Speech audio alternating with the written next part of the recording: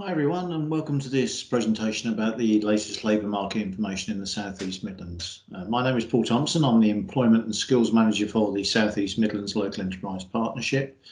What I'm going to do is just take you through kind of very briefly what's going on in the local labour market at the moment, where the opportunities are, and perhaps have a look at the future and the kind of things that are starting to come through. So when we say the South East Midlands, we're talking about an area that comprises Bedfordshire, Luton, Milton Keynes and Northamptonshire. We've got about 811,000 people in employment in the area at the moment. Last year we saw about 224,000 jobs being advertised, so lots and lots of opportunity out there at the moment. Employment in the area, well, it has been kind of on the rise, but unfortunately with COVID we have seen a little bit of a dip. That's not everywhere. Milton Keynes and central Bedfordshire have kind of held their own. The numbers have still stayed positive. A little bit of a dip in Northamptonshire, Luton and Bedford. It will bounce back, it will come back. Luton's kind of been held back a little bit because a lot of the local economy and the jobs kind of relate to the airport. And, that's going to take a little bit of time to come back to speed. The employment rate, so that's the number of people actually working who could work, is very, very high and is above the national averages locally and remains above those. And job density, so that's the number of jobs per working age population, is high. And in fact, in places like Milton Keynes and Northampton, we actually have more jobs than working age population. And the whole of the South East Midlands is actually above the national average. Now, that means we've got high levels of employment. And does that mean you're going to walk into a job? It doesn't. It really, really doesn't. There's a lot of work to be done before you can secure employment. So we'll kind of talk a little bit about that as well as we kind of go through.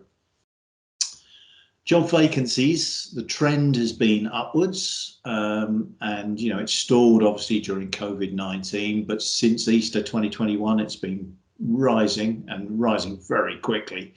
In fact, we're at the highest rates now since 2018, with most of our businesses trying everything they can to advertise and recruit. Most tell us that they're actually using websites, they're using kind of agencies to recruit, use their own social media, and through word of mouth in some cases. I mean, they really, really are desperate to employ people at the moment, some of these businesses. So lots of different methods they're trying. The kind of jobs, so what we call occupational groups, you see the biggest demand is business operations. And I'll explain a bit more about what these actually mean later on. But business operations, logistics specific, digital, health, manufacturing, sales, financial, kind of the big ones that we actually have in this area. And again, you can see the kind of demand there. Business operations, you're close on 37,000 types of jobs that were advertised last year. It's interesting, we have seen a shift in the types of jobs being advertised. So this is a comparison of 2021 against 2019. And you will see on the logistics jobs, there's been a huge shift towards logistics. So, you'll have seen the big warehouses dotted around. There's a lot of jobs there. And it's not just because of the impact of COVID-19. There are lots of different reasons that we've seen these changes. So 3 main reasons. One, we have left the European Union and we have seen a lot of people disappear. So about 15% of the European workers that we actually had in the area have returned home. There's a high replacement need in some areas for lots of different reasons. Sometimes that's because they've got an aging workforce and people are retiring, or there's new skills needed and they need a younger workforce coming through. But also growth. Some of these businesses are growing and they're growing really fast. And if you actually map that against these different areas, you can see the different reasons why we're starting to see these shifts, or have seen these shifts over the last 2 years. Occupational groups and sectors with need. Engineering and manufacturing, digital and the business operations and management have large demand and need at the moment, and that's growing. Again, I'll talk in a bit more detail in a moment. And also we've got some which are a little bit more sector specific. So health and care, education, logistics and supply chain and construction, again, have big demand. Now, the reason that we've displayed it like this is that there are opportunities in businesses for lots of these types of occupational groups. So if you take a manufacturing company, for example, yes, they'll have the engineering and manufacturing element, but they might also have people doing digital work. They will certainly have business operations and management people within their business as well. So a lot of these kind of job and occupational groups are transferable. They can be moved from one sector to another and lots of different types of business. The other reason we've shown this by occupational group is when you start to look to the future, you can start to see where some of these occupational groups will be in demand. And certainly these 7 that we actually have currently, we believe will be the main occupational groups in the future. And the reason being for all these things that you see here. So lots of different technologies, lots of different trends, lots of things that have a big influence on us. You know, they will change the type of jobs that are out there. They'll create new types of jobs, certainly, but they will also influence existing types of jobs out there, and they will change kind of going forwards. We talk to employers an awful lot, part of the work that we do, and one thing they always say is we need people with employability skills. So when we ask them what they are, it's interesting. We do a business survey every 2 years, about 1,800 businesses, and skills always comes top of the pile in terms of what they need. Then attitude, motivation, qualifications, and then work experience are the top 4. When we say, well, okay, what do you mean by skills? Technical and practical skills, job-specific skills come up. They're always the top 2. Recently, we've seen literacy come up an awful lot, which is a little bit worrying. And communication skills always do feature highly. I can get 10 different businesses together. They'll tell me about 10 different types of employability skills. So what we've done is we've worked with businesses and we've come up with this definition of what employability skills means. Now, this doesn't mean you have to have all of these skills, but a good spread of them is good. And obviously the ones specific for the career that you want to go into is important. So there's basic skills. So that's literacy and numeracy, and spoken English has kind of come to the fore of recently. Basic digital skills as well. Attitudes and behaviours. So, you know, there's lots of different things that you can see in there. Most of those you understand. Work ethic is a strong one, you know, actually being able to get on with work. But flexibility and adaptability, we've seen a lot more recently. Self-motivation, initiative. These kind of things have come through really because we're seeing a lot more people working at home of late. What we call core competencies, you might hear them called soft skills. They're certainly transferable skills. Communication, organisational skills, teamwork, collaboration, usually top 3. It doesn't really matter what sector you go into. Digital literacy is important as well. So that's being able to use Microsoft Office primarily. And then technical and vocational skills relate to the occupational groups we need. And then we have qualifications and certification. Now, these boxes do represent the importance to employers. So the bigger the box, the more important they are. That's not to say that qualifications are not important. They are, certainly for the first step. But core competencies in particular are one of the biggest kind of skill sets that are in demand. I've never met a young person yet who doesn't have some of these skills. I've met an awful lot of them that don't have evidence of it. So that's very key for what you do kind of going forwards. Make sure you capture the evidence of these kind of skill sets. I mentioned digital literacy.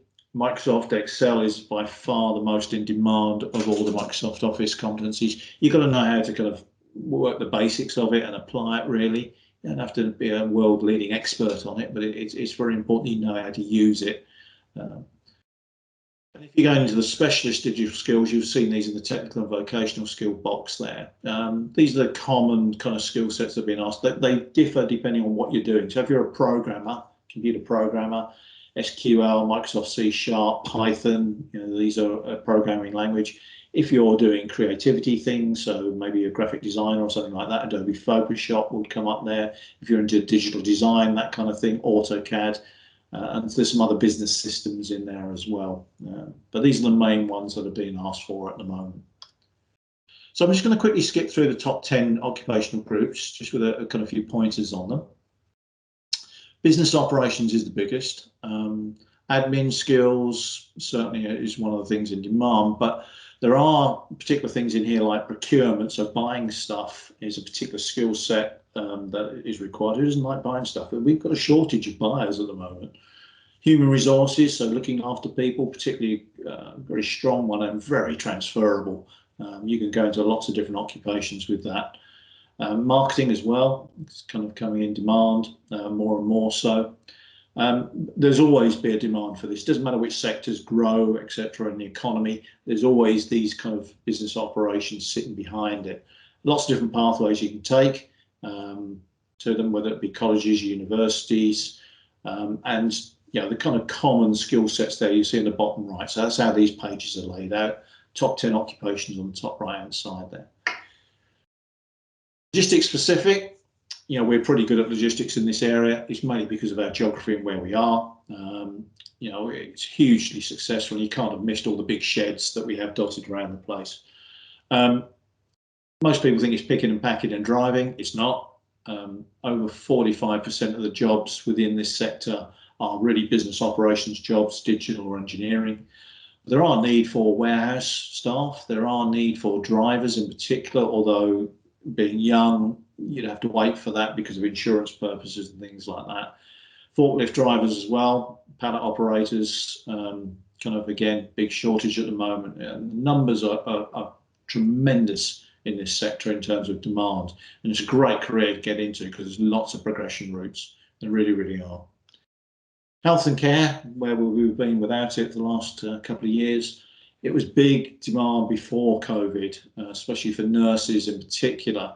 We're also now seeing growing demand for psychologists and physicians. And there are some fantastic new jobs that are being created as entry levels for people to get people into the area. Care as well in particular is going to grow in demand. We have an aging population. They're going to need looking after. And there will be huge demand, and is demand actually there for the moment. Occupational therapists as well, another particular area that kind of relates to that. Digital, it will continue to grow. We all use it constantly now. We start to use it even more, but with the influence of artificial intelligence, the Internet of Things, 5G, all these kind of things, huge demand for programmers and coders. Lots of IT support kind of functions as well. There's a thing called DevOps, which kind of sits between the two, but it's actually kind of making things kind of come together in terms of technology and the working environment and how people interact with the digital side as well. 60% of the jobs for digital are not in digital companies. They're in conventional businesses and support. And again, boy, they're transferable.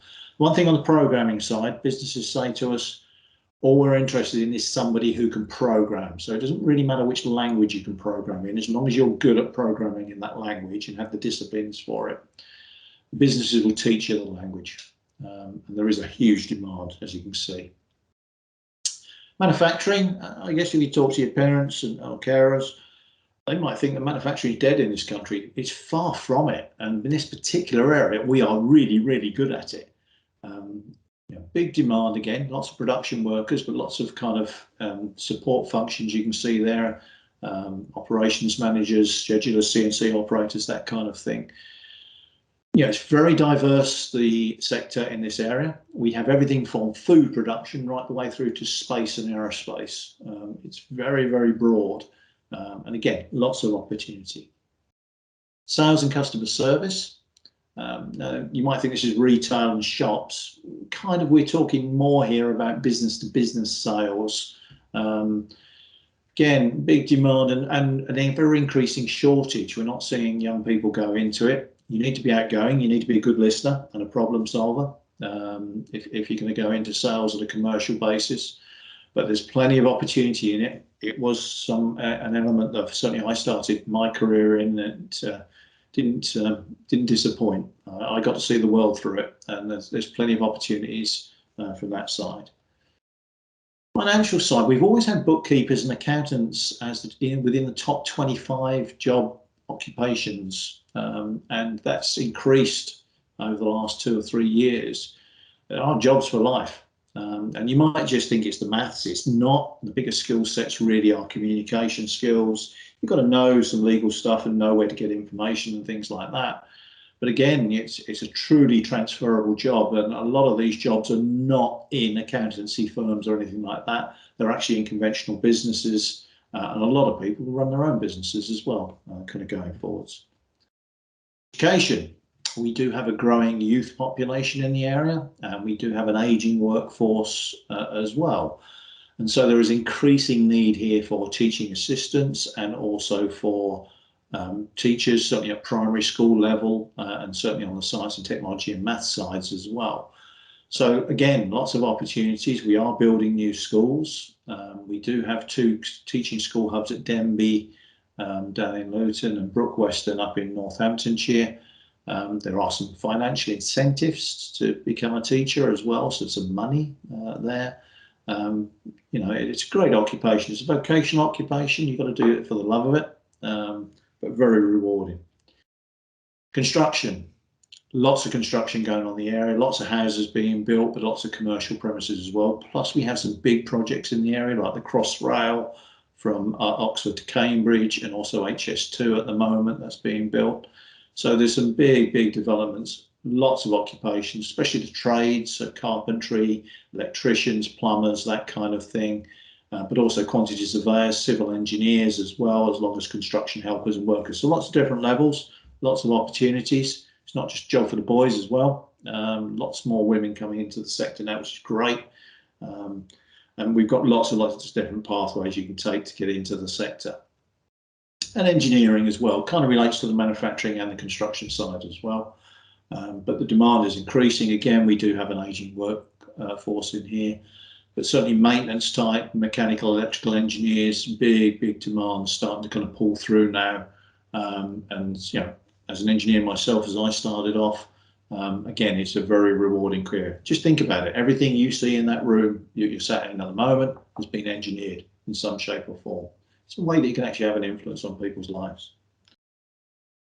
Now, one of the interesting things is the green economy and net zero. You'll hear lots about it. It is starting to create jobs.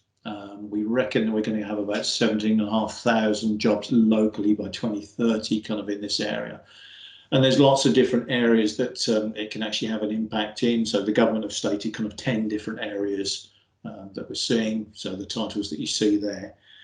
What we're looking at probably locally is that certainly on utilities, so electricity certainly in particular, we're going to see a lot more job opportunities appear as people kind of build in lots of new technologies, etc., to go greener going forwards.